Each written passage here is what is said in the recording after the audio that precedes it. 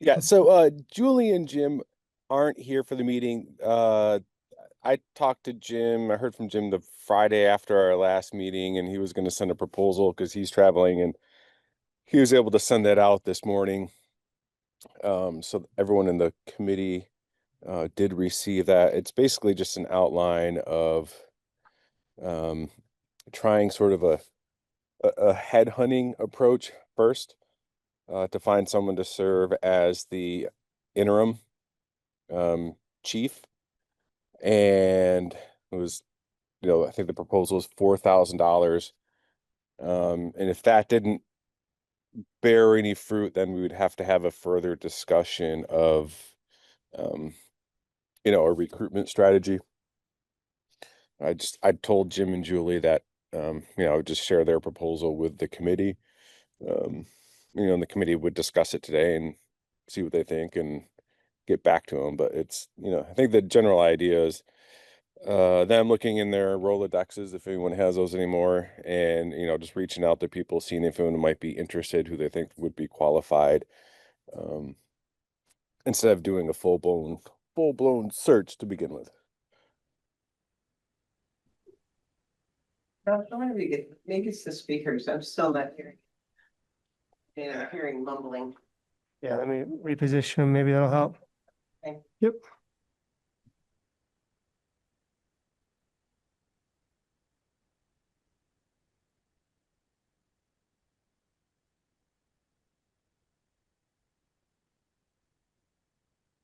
So you heard what Todd said, what they're suggesting, Jim Baker is suggesting. Is that something we think we want to go with, or?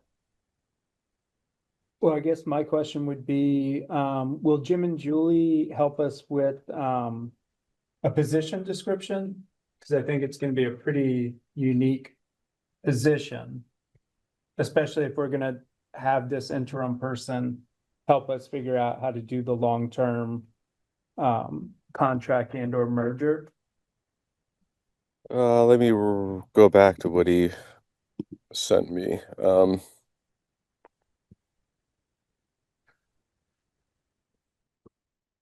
Yeah, I can follow up. I would think so. That if he's headhunting, he's, I think, going to want to be able to explain to the person what position they're filling. Right. But that Yeah. doesn't say that specifically, so I can certainly ask him. Yeah, I mean, I do see it in the bullet points. They would stabilize the departments, do an audit of admin tasks, again, create recruiting strategy. I'm just wondering, as far as the position description first. So before we're headhunting, would they be putting that together? I don't know. I'd have to ask. Thanks. What's up?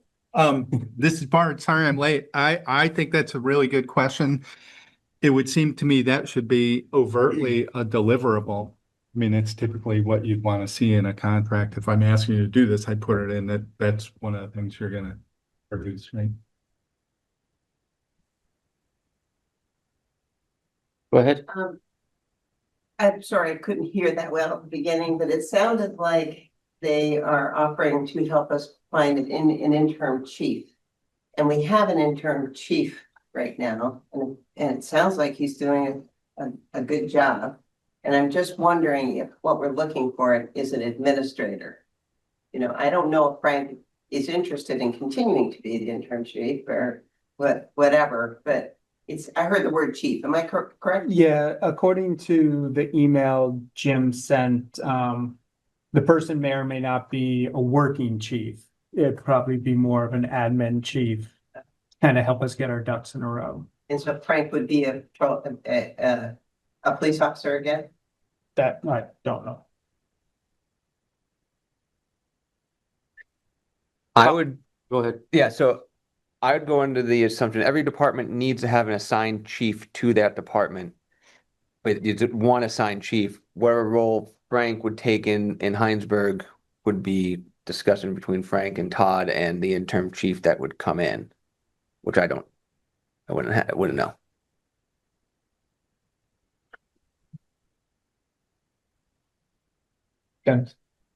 Dennis? Yes. So when Richmond did this in 2019, this is Bob Stafford for the Yeah. others. don't know who I am. When Richmond did this in 2019, they had somebody who was not a level 3 certified officer. He wasn't certified, period.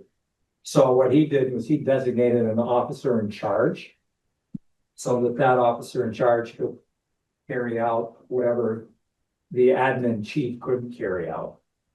So there was a designated officer in charge, and you can do that.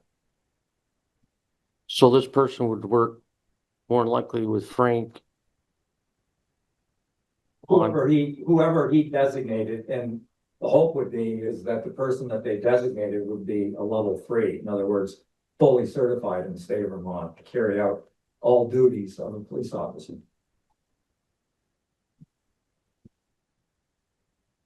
And it worked. It worked very well.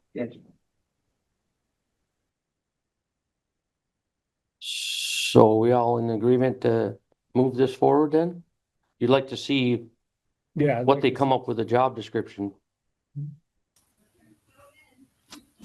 I'd like to see also timelines of what they expect for an interim chief, how long they expect the process to take.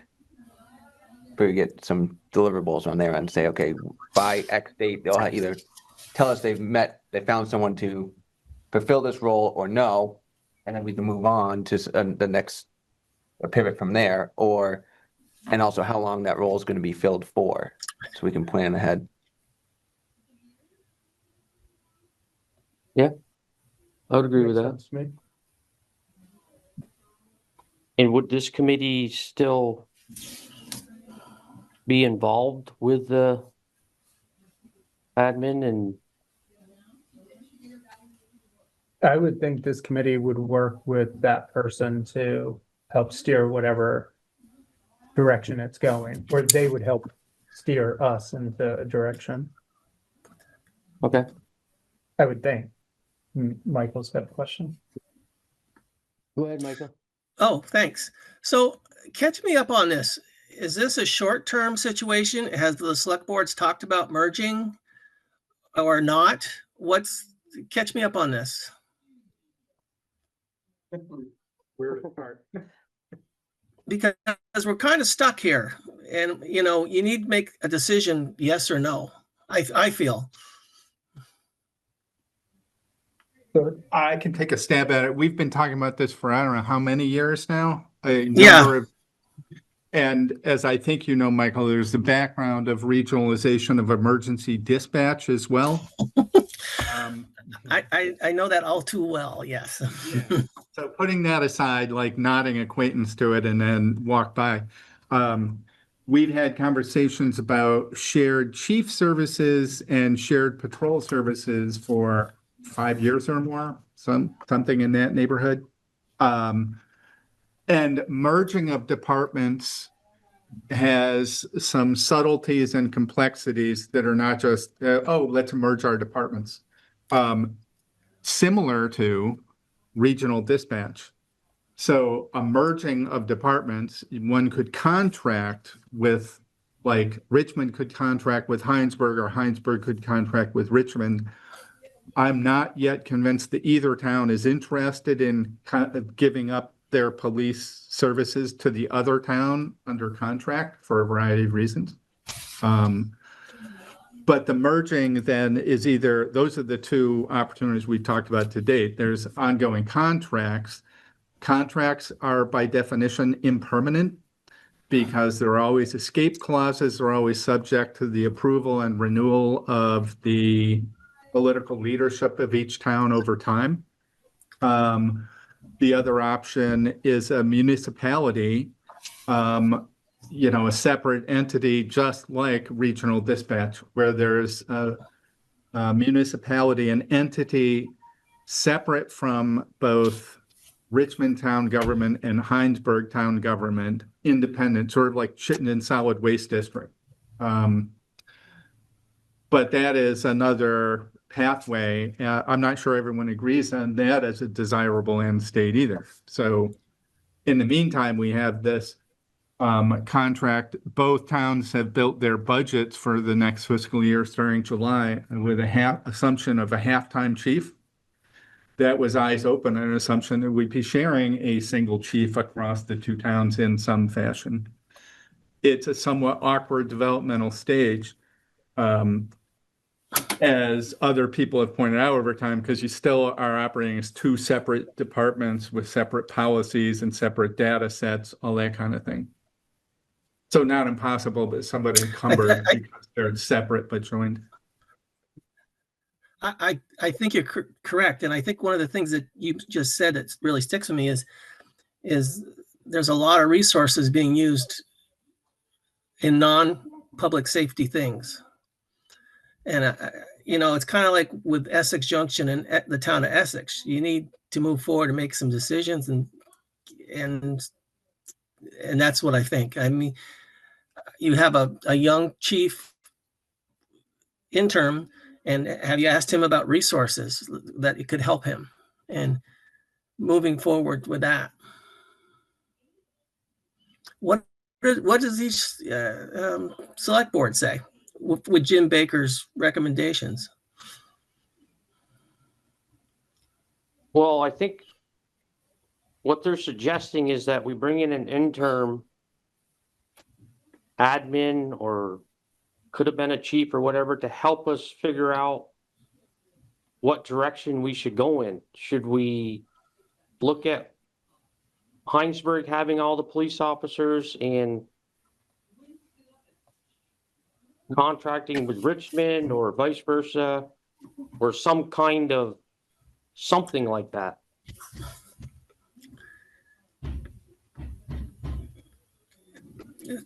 Yeah.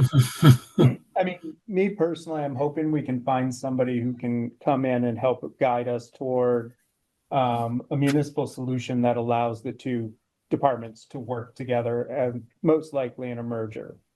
It just doesn't make sense to me anymore to have single departments town by town by town. So I'm really hoping we can find somebody who has a lot of experience in an organizational background to help us figure out what are the hurdles to a merger and how we're going to get around those. I've got one more question, then I'll stop because I don't want to dominate. Is this something that is a vote, an Australian ballot vote to merge?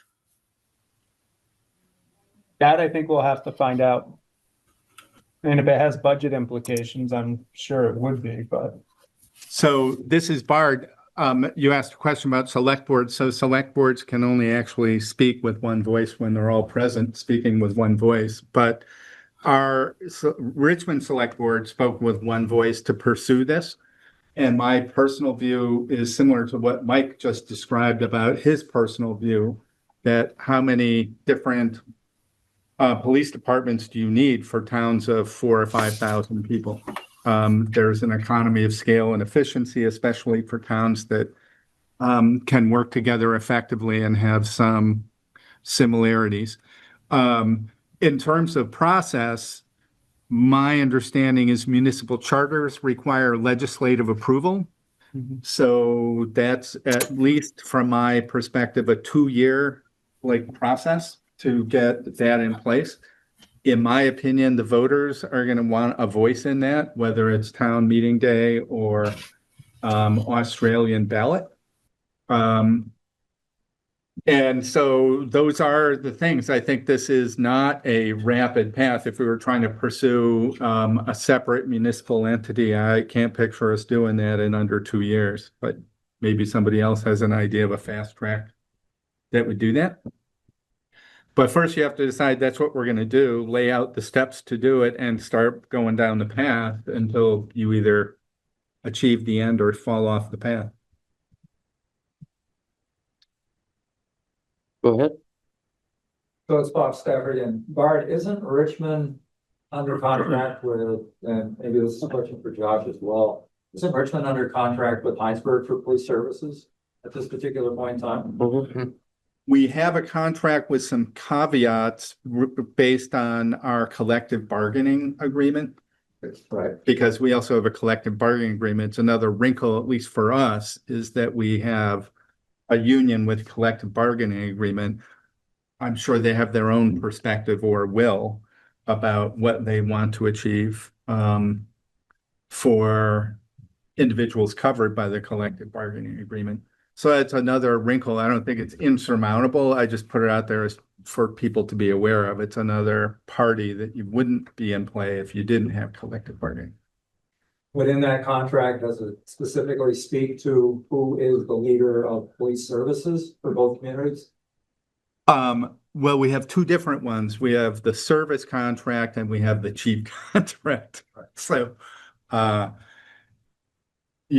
Josh or Todd, I don't know if you want to add any more about that. Those are our current interim or, medium-term vehicles, I think, are the contract for both chief services and other police services. Yeah, I mean, right now, the chief services contract is set up where Richmond is contracting with Hinesburg for a chief. And then the patrol and general services is also Richmond contracting with Hinesburg for police services. But that's also next on the agenda to discuss the next iteration of the police services agreement.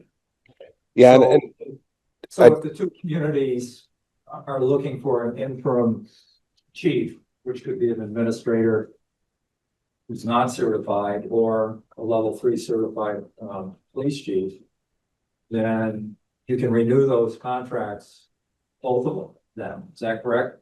One for the police management piece and then one for the police services. so From my perspective, both, things are subject to renewal, but also amendment. If there's something we need to amend, you could, or we could. But Todd wants to speak. yeah, so my thinking has kind of evolved on this pretty rapidly in the last week or so. And I think really for us to be successful moving forward, the next general police coverage contract is really the most important, and it needs to be reciprocal. It's not just Hinesburg providing police services to Richmond, it's Richmond providing police services to Hinesburg as well. And if we're not able to iron that out, I don't know how much longer I could see our department wanting to provide that contract where they're not getting in-kind or like coverage back from Richmond.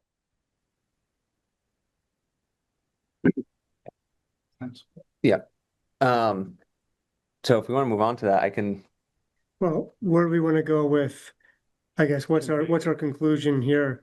Do we need to get some more details in an agreement and then contemplate it at the next meeting? We had I some think ideas. I think we need more details and kind of see how the discussion over the renewal of the contract goes. Okay.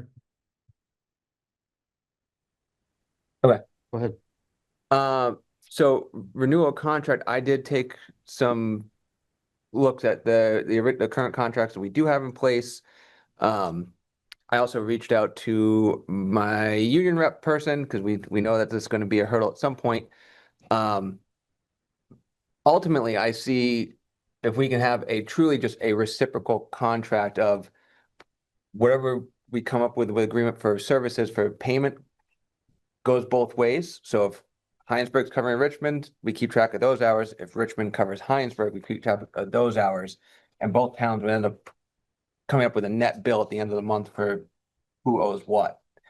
Where the union will come into play is when it comes for officers taking on a higher workload, when they're covering two towns and multiple towns at the same time, they're going to expect the union's going to expect officers to get a higher rate of pay than just where they would, the responsibility is just for one town. So if an officer is responsible only for Richmond, they have a contract set up just for Richmond right now in the union. And if they move over to covering Richmond and additional services to another town while they're getting those additional services or providing those additional services, there's going to be an expectation of a different rate of pay during those hours. Go ahead. So we're talking about a chief who theoretically can sign schedules. Like, for instance, you're on vacation. Mhm. Maybe someone from Hinesburg would be able to, whatever. So he or she is going to come up with schedules. So I'm not sure I'm getting that if a person is on duty for 8 hours, what does it matter if they're on duty 8 hours in Hinesburg or 8 hours in Richmond? Why would they need to get paid more? So that's where the union had come back when when I asked them what would they be looking at, Yeah, is the additional idea of you're covering more than just the union's assigned basically for the town of Richmond. yeah. Like those officers and those that workload. If those officers are taking on additional workload, they're saying, oh, those officers should probably get a different pay scale. So are you saying that they would be covering both towns at the Same time. So in other words, I'm on duty right now in Richmond, but I'm also on duty. My responsibility is only Richmond, Yeah, right? so let me just play it out. Yeah. So you're a Richmond officer. If the new chief says on Thursday, I'd like you over in Hinesburg. Hmm. We have 4 officers in Richmond. You know, we've got 1 on duty in Richmond. And Hinesburg doesn't have anybody. So you're gonna be doing Hinesburg. So you're not really covering 2 towns, you're just covering Hinesburg. So what the union person explained to me is looking at it as a private duty contract. If our department were to be contracted out by any private citizen, we have a private duty contract rate that citizen pays. So, and then the officer who's working that contract gets that contract rate. So that is what they had equated to. Would be a contracted rate that gets negotiated. That's between union, town, and town of what those contract rates look like. But that the officer who's working that contract would get that contracted rate, which would be a different rate than their standard pay. That's what they would desire. They not necessarily. That's I was saying that's what they're looking for, and this is not in, we're not talking dollars and cents this very minute, right? But in reverse, Hinesburg gives their officers a stipend for working in Richmond. They give extra pay even above and beyond their standard pay. Right, but right now, like you said, they're taking care of both towns. They're not just assigned to one town. Yeah, I don't know how that is played out inside Hinesburg. Frank might, or Todd. Well, for example, like right now, I'd be the only this is Frank. I'd be the only officer covering Hinesburg during the day.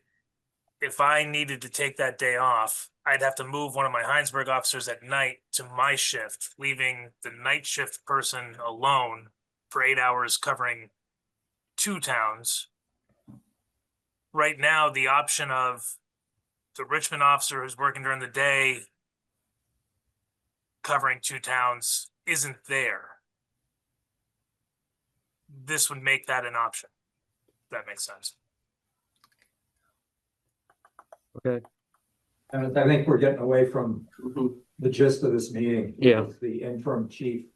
It's definitely something we need to think about, though.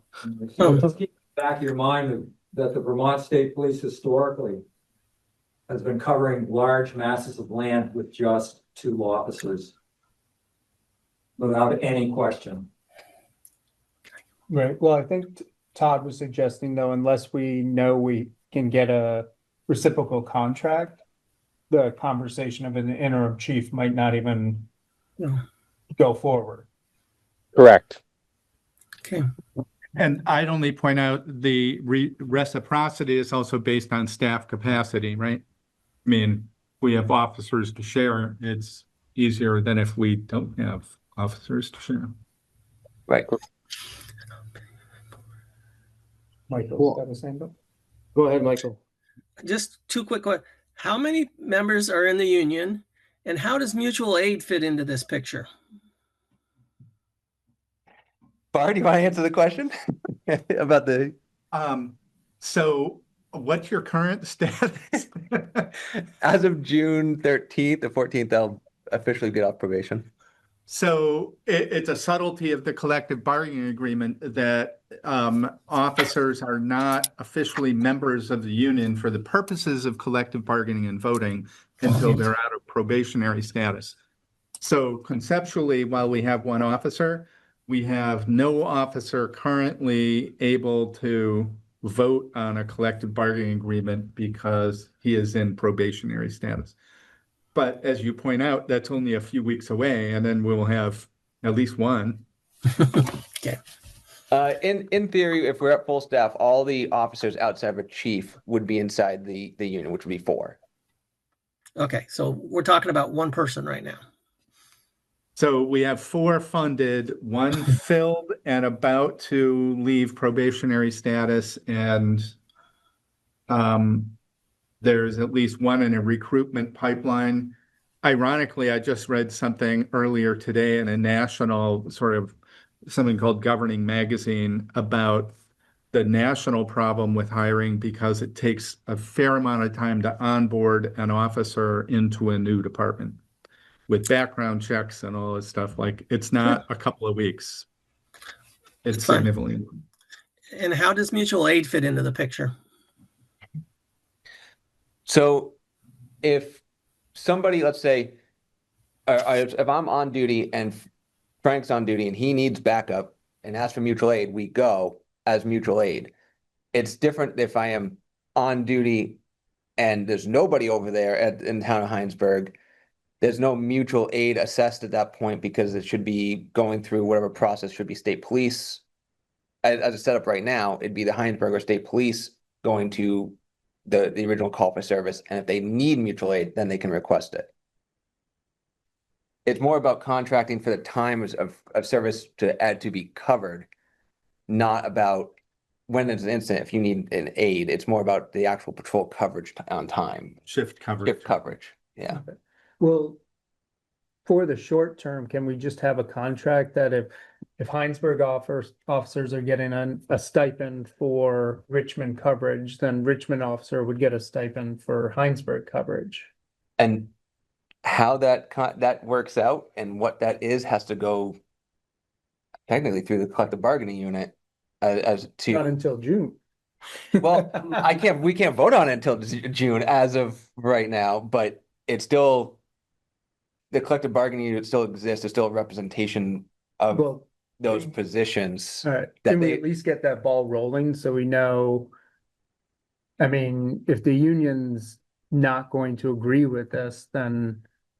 And that's where the union reps, so the union works beyond just solo Yeah, me. of course. Because the union reps are looking after the entirety of those 4 positions, not just my position. And they want to do well, I say, oh yeah, this was good, but they might say, the regional guy might say, no, this is why this is not a good deal and why we're not going to do it this way. That's on them to protect all 4 positions, not just one. Right, but I guess what I'm wondering is, I mean, can we get the regional rep here to say, how would this work and how do we move forward with the reciprocal contract?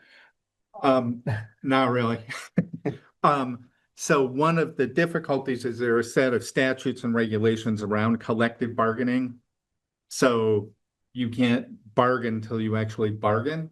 They could put forth policy positions, I suppose, in public, but I don't think they'd be saying this is what the next contract will say. Well, how long have we been doing this contract for the last 2 years?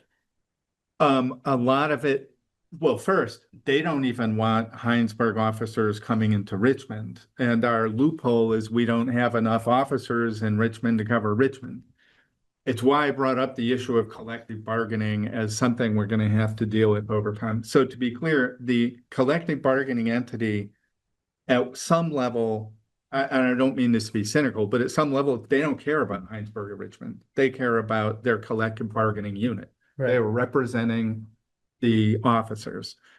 And to your point earlier, they're also interested in a broader context of precedent for not only this town or that town, but every town that they represent in the region, which is, I don't know how many towns, but it's a number. It's a vast majority of Vermont. And they also represent police departments or officers in other states, as I understand it. Correct. So that they have a big picture collective bargaining perspective.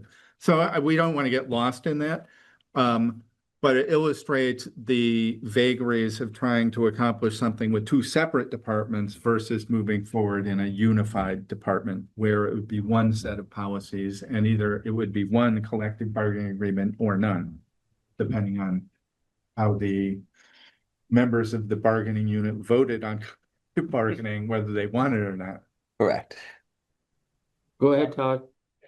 Yeah, so as I'm listening to this, I'm just gonna be blunt. I won't be surprised if there's not a agreement for general police services after June 30th. And that's gonna leave us in a bit of a pickle, but I just don't see how at this point Richmond is gonna get over and through collective bargaining in 2 weeks, because it sounds like this is going to be an issue. So I think we might need to prepare for the reality that after, starting July 1, maybe there's a shared chief, but Hinesburg's not providing Richmond with coverage, and Richmond's, on their own. If I understand their perspective, it's really about we should be trying to recruit a fully staffed department. And at that point, then the curtain falls. Like at that point, well, all these other things come into play. We don't want Hinesburg coming into Richmond because non-bargaining officers will be coming into bargained officer territory. Well, So that'll play itself out. And so I'm not sure when we could foresee being fully staffed. I can't remember the last time we were fully staffed. So I keep thinking, oh, we should be pursuing that, but when will we achieve it? I don't really know. But No, it what I'm also- talking about is if we want a reciprocal contract, it sounds like there's going to be, bargaining happening with the one employee that you do have, and I just don't see that happening within a week or two, I guess. Yeah, it's a fair question. I'm not sure we've brought up the question of, they've been willing to let it happen for now. I think when we're fully staffed, they wouldn't want Hinesburg coming into Richmond, and we already heard they have a general position on Richmond officers going into Hinesburg. But all of that's subject to bargaining, and what the membership of the bargaining unit votes on, as well as what is the future organization. Is it two separate departments, or in some future state, a single combined department?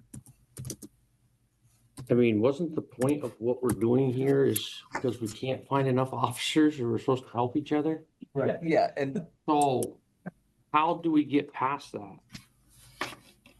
Well, I think I that, mean, yeah, really? Good I question. think the issue on the table is not necessarily collective bargaining at this point or not. It's the officers in Hinesburg cover when Matt is on vacation and when Matt when I'm off duty, is off duty and that sort of thing. But then they also have to cover for themselves when they're on vacation and off duty, and there's not that So, reverse of a Richmond has contract. basically 4 officers to cover for all their duties, and Hinesburg has 3, even though we have the most officers. So if we can't get over that hurdle, then working together is gonna be really tough, especially if the union's gonna throw in enough wrenches that. Yeah, what's happened to public safety? Everybody's talking about money, salaries, and personal interests. This is about public safety, and if you don't have a strong leader in either community or the joint community, you are not going to attract good officers. You're not going to attract anybody. And I think that's what Jim Baker tried to get across the last time, is that you need somebody who has a good reputation, whether they're fully certified or they're a retired police chief or administrator, who can keep the core group of officers here, because I think that's very important as well. Because if the core group that's here presently isn't seeing leadership, why wouldn't they look elsewhere? I've been there. I've been through that as a police chief. I've seen that happen. So it's public safety, get a leader. But if each town is gonna be fully staffed, why even share a chief? Why don't each one have a chief and just be on their separate ways? Well, you There's way too much headache from what I can see. Well, we don't know that yet. We're not even. I was hoping we were gonna have maybe a couple less officers because both towns were together and we would have better service, plus it would be less money. But if it's not gonna be, I don't see the reasoning of even doing this. Well, the feds say, in my experience, 40 years in law enforcement, says that you need at least one officer per 1,000 people. So if you Depends on the crime rate, but well, it depends on a lot of things. So we're just talking about on the street level. mhm, So if you take both communities, combine them together, you probably get about 9,000 people. mhm. So that's 9 officers. And it sounds like Richmond has 4. I don't know what Hinesburg's fully staffed is. It might be 5. And then you have to think about, do you want other types of, do you want detectives? Do you want school resource officers? But we're not even there yet, because Richmond's got 1. And they're trying to attract people, but if you need somebody in a leadership position. And I think that leader can be the chief in both communities. You gotta get the right person. They have to understand what their goals are gonna be. I understand that, but why would I want to spend $4,000 if we're not gonna get over this hurdle? If we're not gonna get over that, there's no need of even spending the money.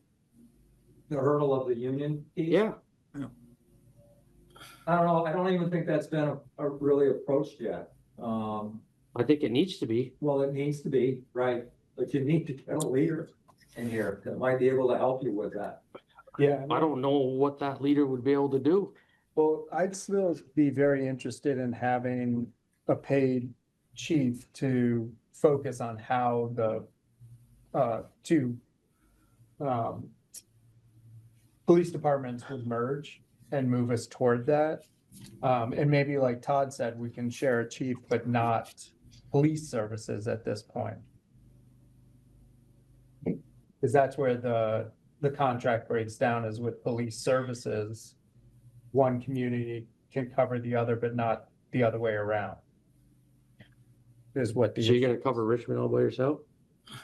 Well, I guess, just, I mean, it's open for discussion and negotiation with the union. I mean, Matt is telling us sort of his first takeaway from the union representative of what he would want. But it would come down to Richmond negotiating with the union. Here's what we want to do, trying to come up to some agreement. And I don't think that's impossible. I think we've negotiated successfully with the union in other instances, and I think this could happen as well. Okay. I'm just gonna go with Michael first. He had. No, I know. I'm talking way more than I usually do. I actually agree that a discussion with the union is to have. So I'm going to bring you back to task here. And what services can you provide the current interim chief so that he can focus on his duties and possibly work towards recruitment and make the 2 departments work smoother? What can you go back to your select board with and say, we suggest, don't say need, we suggest that Chief Brian could use such an administrative or a mentor or an administrator or for the interim right now, so that he can focus more on policing duties and recruitment and other things.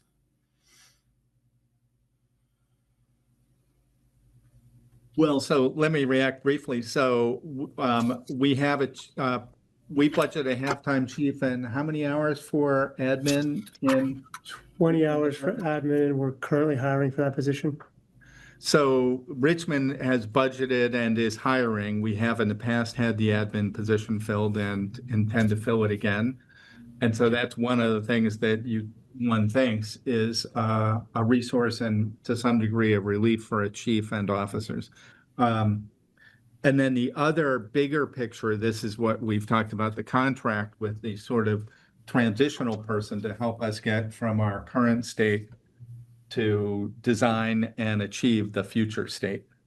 So arguably, if that's a specialty and a different skill set than just being your, day-to-day chief, that arguably is a relief to the chief. Mhm. Go ahead. Just like respond to you, Dennis. You're saying like, why should we do this? Why doesn't everybody just have their own chief, their own department? I don't want it that way, but it just seems like that's the way it's going. I understand, like, what are we getting out of that? And I think what I heard Jim say last week was that we're gonna have a very difficult, and Todd said, we're gonna have a very difficult time finding a chief for just 4 officers. And it's not gonna be a high quality chief necessarily. And I'm hearing Bob say, and I heard Jim say, that if you had a chief and he had 8 officers that he was managing, not only would that, that would be something that would be interesting. You might find a better candidate for this position. Mhm. And I think we really need that. We have had a difficulty with hiring, and I do think it's because of leadership. And a confusion about what is this? What's going on here? So having someone come in and help us through this process, if the end result can be a chief that is shared 2 separate departments that provide mutual aid, but 2 separate departments potentially, maybe that's as good as we can get. I mean, it'd be so much better if the chief could actually schedule people back and forth. That'd be awesome. But, until we have the merging this police district that Bart's talking about, which maybe we should be thinking about in the future. For right now, this looks like it could be the best solution for the next year or 2. Yeah, I mean, I'd still be interested to see what's out there and who we can get on board. And if Richmond would be willing to start doing the conversation with the union and figure out how would that look? What are the actual answers? Hopefully, I mean, I'd love to see us keep moving forward because I agree with you. 2 towns so close, so much alike. We should be sharing a lot more services than we do.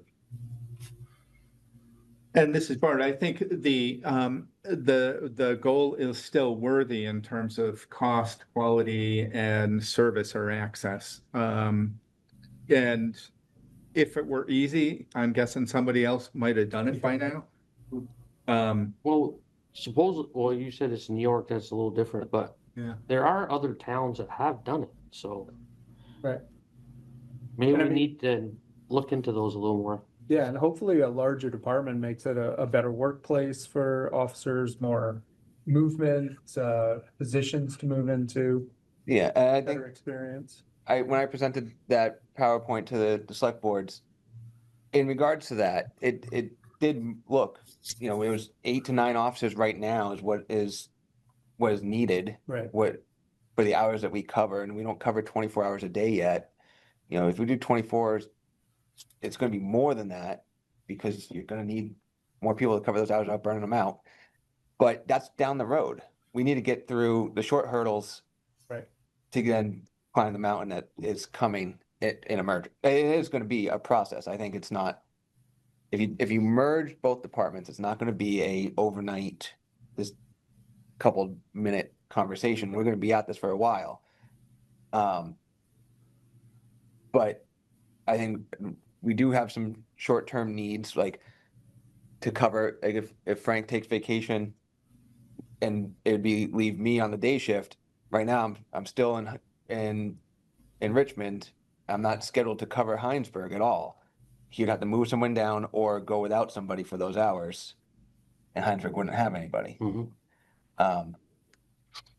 Getting to that step with the union and conversation, do I think it's fair and reasonable that we should be, working together? Yes. Right. Now, how does that play out when it comes to the union? What they Side letter. And what about the recruiting process right now? Is like Frank as the interim chief, is he a part of that? process? For recruiting and hiring Richmond officers? Yeah, with the most recent candidate, I mean, that was sort of a little even That's, more frank. yeah, You and I worked mostly on that candidate, but if we had other candidates, I think he would be let's go part of the through Frank process. with us, and that's same with the admin positions.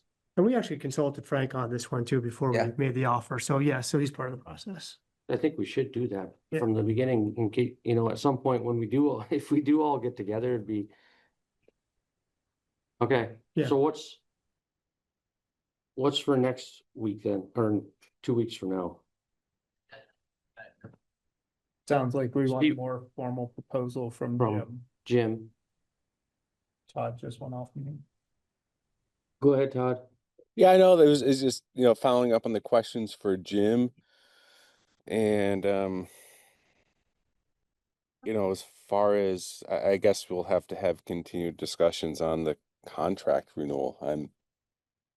For the general services. For the interim. Yes. Because I'm just going to be pretty blunt. I know from Hinesburg officer's position, continuing with a contract that's not reciprocal is not tenable to them. So it may be that there's a pause in that contract while we figure out what we do. Maybe a way to pursue that is say, what are the features that we want? I mean, the reciprocal coverage, that seems like one. And that recognizing these are both a joint contract, and then we have to make sure we don't bump into any issues with the collective bargaining agreement. So for Richmond, it's a two-tiered task. Right. So reciprocal coverage is one. I don't know if there are other things we want to make sure we cover or put as conceptual elements that we need to put into both the contract and clear with the union to the degree that's necessary. Now, is that something you can be in touch with the union before the next meeting? Hmm. Or at Not, least try? well, it's an interesting spot, as Bart said earlier, we don't have any non-probationary officers. So we haven't been able to officially engage in any negotiations since June of last year. So Well, we have to wait till June 3rd. it's I mean, It's imminent. yeah, I guess I'd be hesitant to reach out right now just because we've basically paused, because we were in the middle of our negotiation for a new contract, which actually expired end of last June. And we paused that because we said, well, there's not enough officers or there's no officers, so we can't engage in conversations and negotiations. So it would be, I think, disingenuous to go back to them right now until the June 13th date comes up. So that's the June 13th magic date. Yeah, I know, sorry, it gets a little logistically. And even that's Challenging, why I but- talk in general Right. terms with the rep, not as a individual talking points, because that's in this pause of, Yeah, because technically, once we're back to the table, it would be back to the way it has been before, where it would be yourself and what's Chris's title, like regional union rep? I think, yeah, regional rep, yeah. It would be you guys talking with myself and a couple of select board members to try to figure out, all right, this is what we want, what do you guys, we'd negotiate it at that point. But we're not even able to do that until we have a non-probationary officer, which happens in about 3 weeks. Okay. Could we take this step, Josh?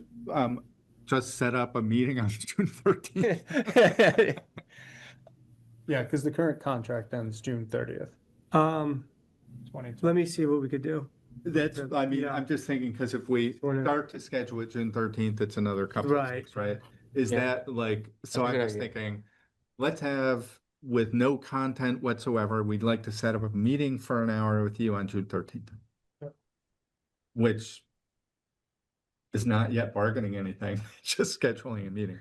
Yeah, At least that's the position I'm it'd be proposing. interesting to find out if there's any other departments that are currently in the same union who contract with another town. Because if they do, that might be a way just to go about it, is like, we're gonna use this same contract with Hinesburg. Richmond will contract with Hinesburg, Hinesburg will contract with Richmond. Because if they've already bargained that with another department, maybe, Mike, I've got some answers to that I'm not going to share right now. 'Cause I think some other things are going to come up, but all right. I